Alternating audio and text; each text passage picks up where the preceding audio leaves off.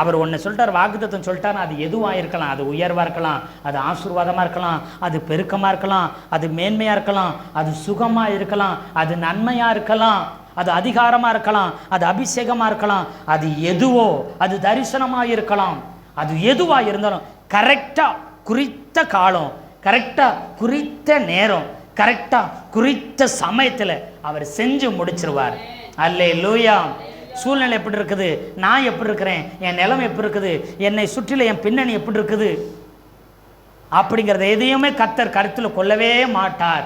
வார்த்தை சொன்னான், வாக்குத்தத்தம் கொடுத்தான், அதை அப்படியே நிறைவேற்றி முடித்து விடுவார். அல்லேலூயா. ஆமே, சோத்திரம். ஆமாம், அற்புதம் நடக்கணுமா, அதிசயம் நடக்கணுமா, சூழ்நிலையோ நிலைமையோ நம்முடைய காரியங்களையோ நம்முடைய சரீரத்தையோ நம்மை சுற்றில் இருக்கிற நிலைமைகளையோ மனிதர்களையோ ஒரு நாளும் பார்க்கக்கூடாது.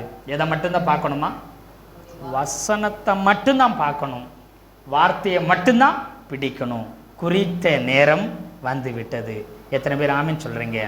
பெருக்கத்தின் நேரம் வந்து விட்டது, உயர்வின் நேரம் வந்து விட்டது, ஆசீர்வாதத்தின் நேரம் வந்து விட்டது, அபிஷேகத்தின் நேரம் வந்து விட்டது, நீ வெளிப்படும் நேரம் வந்து விட்டது, நீ பிரகாசிக்கிற காலமும் நேரமும் வந்து விட்டது. யாரும் தடை செய்யவே முடியாது. நீ நினைத்தாலும் தடை பண்ணவே முடியாது. எந்த சக்தியானாலும் தடை பண்ணவே முடியாது. எத்தனை பேர் ஆமீன் சொல்றீங்க? அல்லேலூயா.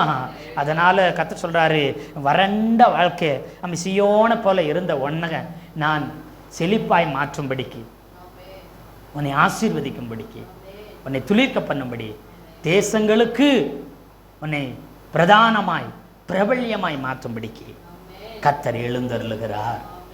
செழிக்க பண்ணும்படி, ஆமே சூத்திரம் மேன்மைப்படுத்தும்படி கர்த்தர் எழுந்தருளுகிறார். கர்த்தர் தாமே இந்த வார்த்தையில கொண்டு நாம் ஒவ்வொருத்தரையும் ஆசீர்வதிப்பாராக. ஆமேன், ஆமேன், ஆமேன்.